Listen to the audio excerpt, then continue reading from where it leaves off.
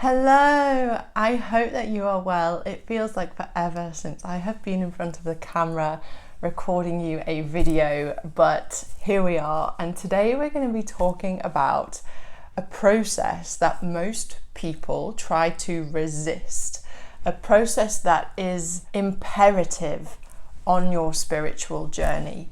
Spirituality is not just about seeking source within you. It is not just about astrology or tarot or even seeking guidance and answers from otherworldly beings or entities or messages or higher wisdom or any of that. Spirituality is also about the process of evolution, and I speak about evolution quite a lot, but we're going to be specifically speaking about the idea of death and rebirth.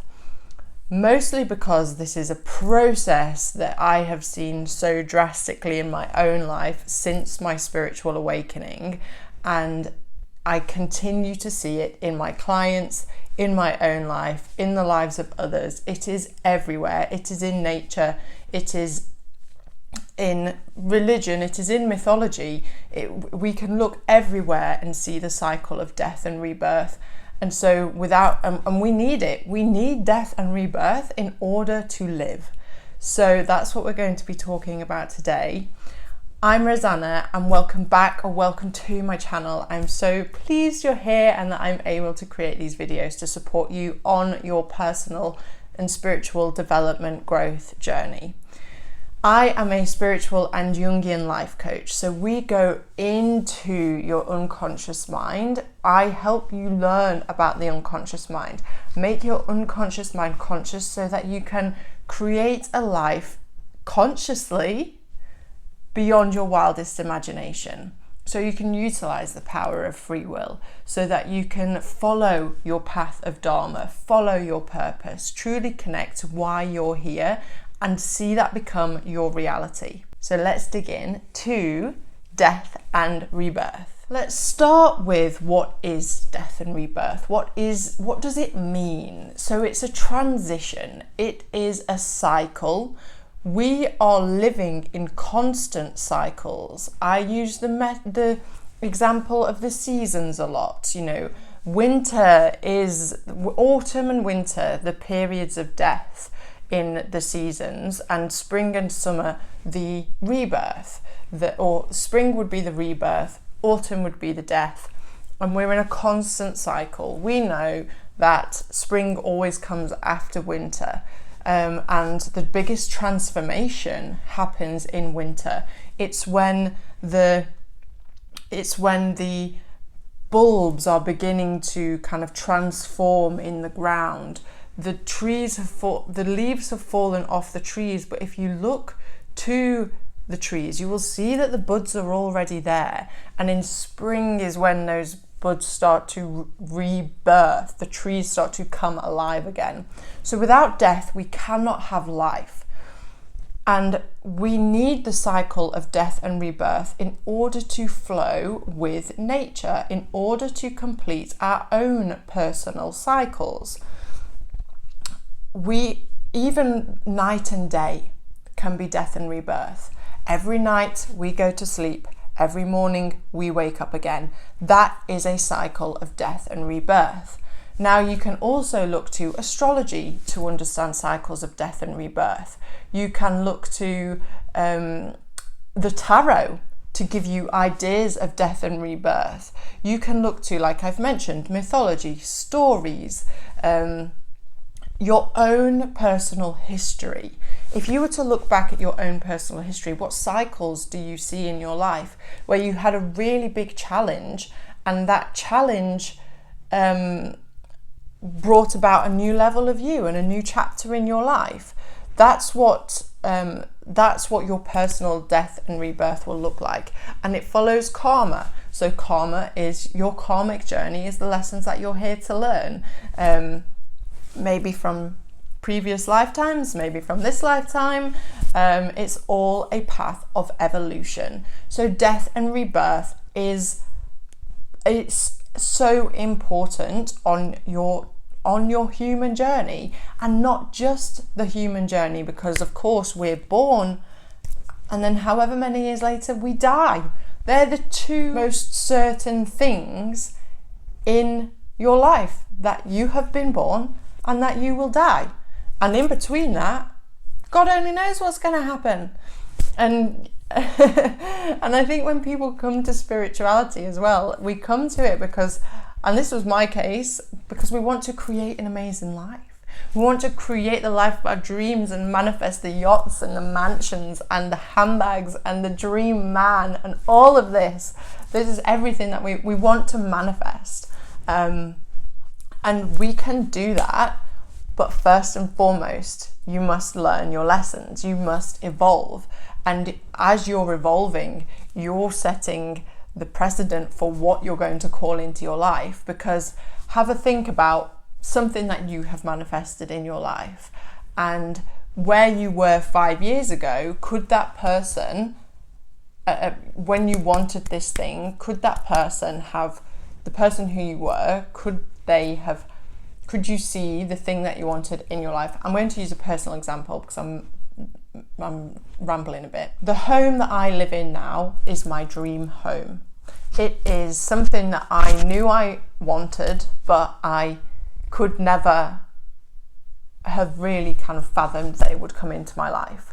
I live in beautiful grounds of a beautiful home, surrounded by beautiful fields and nature. The air is fresh. I have gorgeous outdoor areas. Like, I have 2 gardens. The home itself is beautiful. It is quaint. It is quintessential English. It is just stunning. It belongs to the grounds of an estate here in the UK, and this estate is a place that I used to drive by years ago and think, wow, I'd love to live in this area. I'd love to live here. Like, I'd even love to live in the stately home. Ironically, now my landlord owns that home. So I have manifested my perfect home. Now, 5 years ago, I wasn't ready for this, and I would have taken it for granted, and I wouldn't have cherished it. So I have had to grow and change over the last 5 years to be able to invite this into my life. So what do we do on a cycle of death and rebirth? We're shedding the old. We're shedding the old version. We're learning the lessons, and in order to allow the cycle to complete, we have to shed the old. We have to shed our skin.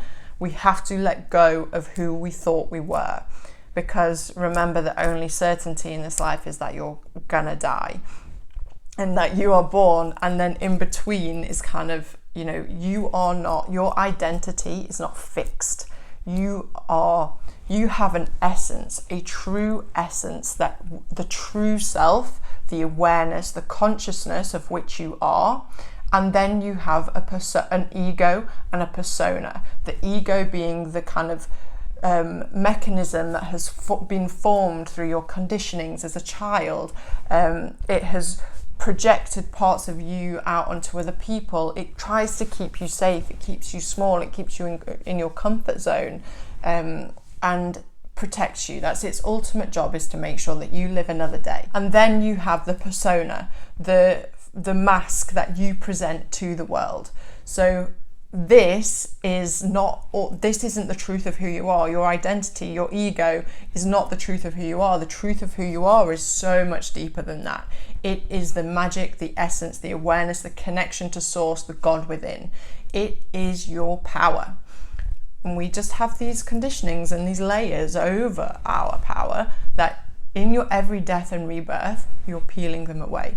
So when you embark on shadow work, you are peeling the layers of the conditioning away. You're peeling the layers, the bondage that has been keeping you stuck and small away. So we have to have the cycle of death and rebirth on your personal journey, so that the old self can die and the new self can be reborn.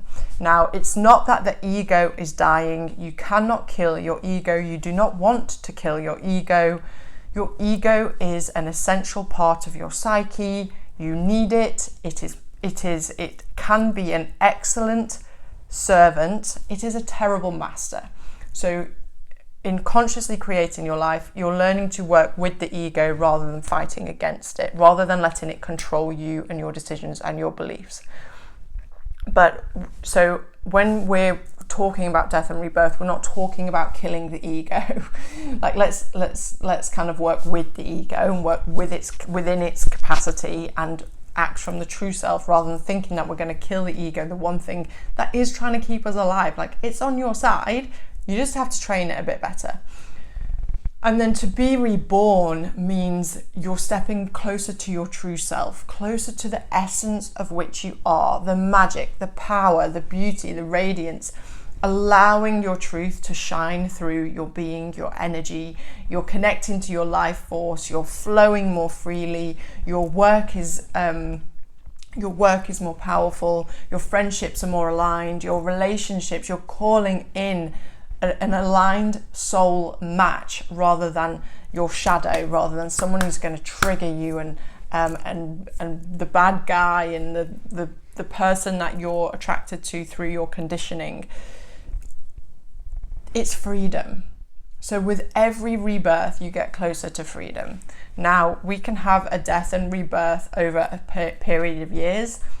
I have been in one for a period of years, but then every few months I have another rebirth, and I step closer to the true self because I continue to do the work and I continue to flow and fall with it. You can have a death and rebirth on a psychedelic experience. So you can have I don't know how many of you have kind of used psychedelics as part of your spiritual path, and I'm not saying that any form, I'm not saying yes, do it, I'm not saying no, don't, but what I'm saying is you can have an experience on psychedelics where you think the mind or the ego feels like it's dying, and it can tell you that it's like, we're going to die right now. But all you're doing is you're just shedding conditioning, and then you surrender to it and you are reborn. You're reborn when you come around, and your like mind has kind of been blown open to new possibilities, to new self, to more freedom, to more truth. So the death and rebirth, it happens in meditation. It happens like I say, by going to sleep and waking up. So you're in constant cycles of death and rebirth. And it is absolutely necessary that you allow the death and rebirth process, that you lean into it, that you make it sacred, that you work with it, that you make it beautiful, because it's never going to change, and what you resist persists.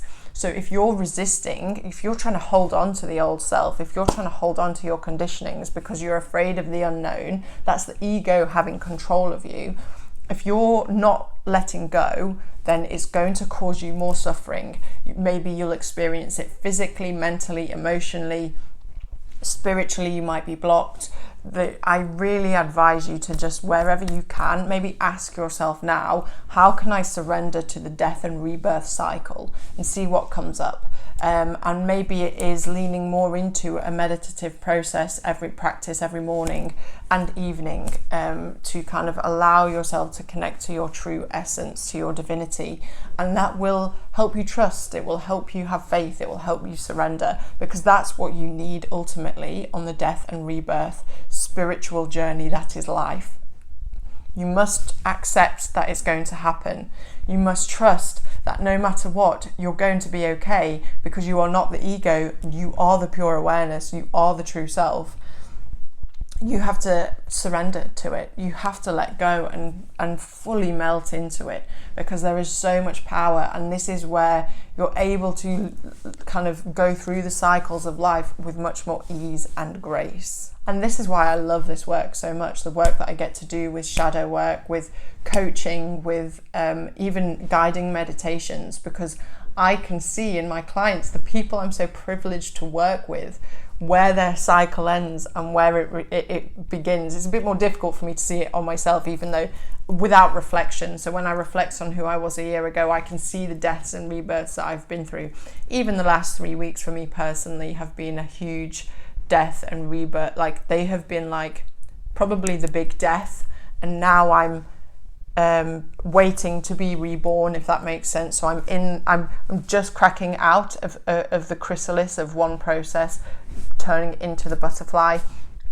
And I had physical death, and I had physical death in that my cat died, my beloved little Russell died, and even in that I saw nature's process of death and some of the brutality of nature. I also then had an ovary removed in an emergency surgery because it was twisted on itself, and that, again, ovaries are creation. They're where women create. Our eggs are stored in our ovaries, so even in that there is a symbolism of death and rebirth. And this is an ovary that I have had particular issues with for the last 5 or so years. So in that there is a death and rebirth, and I had to let go of a physical part of myself so that I can have a reborn energy, and I do really feel that reborn energy, and in between all of the last 3 weeks there's been a lot of intense shadow work, there's been a lot of grieving, there's been a lot of letting go and surrendering and just being, and taking rest and breaks, and making the process, as painful as it has been, sacred, because I know that it's a powerful transformative process.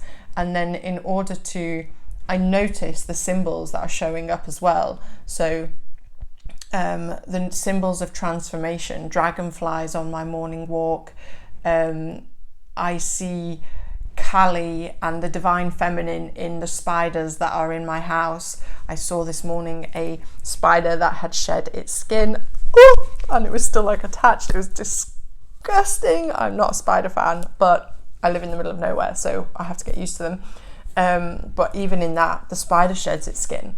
It has to let go of the old self in order to, because it outgrows itself. So even in that, I've been working with the symbols and the archetypes of death and rebirth, destruction, creation, chaos, divine feminine, divine masculine, all flowing together to create this beautiful, magical life I'm so blessed to live. And like I say, I see it in my clients. Even just a cycle yesterday of voice notes about the depths of the darkness that one of my clients is in, and then the surrender, and she's amazing, leaving me a commentary of her day and what's happening, and this grief. It's almost like a grief. It's her having to surrender, and then hearing the surrender, and then hearing a magical synchronicity on the other side that shows that her faith, her work, her truth are all in alignment and all in flow. So even that is a death and rebirth. It's so powerful. Lean into it. Allow it to be. If you are experiencing a death and rebirth cycle, a serious period of transformation, I have 2 incredible meditations that you can do. One is the butterfly side, so it's a beautiful, soft, loving, nurturing meditation. I'll link it here. It is about going from the caterpillar, leaning into the cocoon and emerging as the butterfly. The other meditation is the rising of the phoenix. So going into the fire, rising up from the ashes as the incredible phoenix. And I'll link that here. Both very powerful. One a more fiery energy, one a more airy energy. And I have some journal prompts for you as well. What is trying to fall away right now? What is trying to end in my life?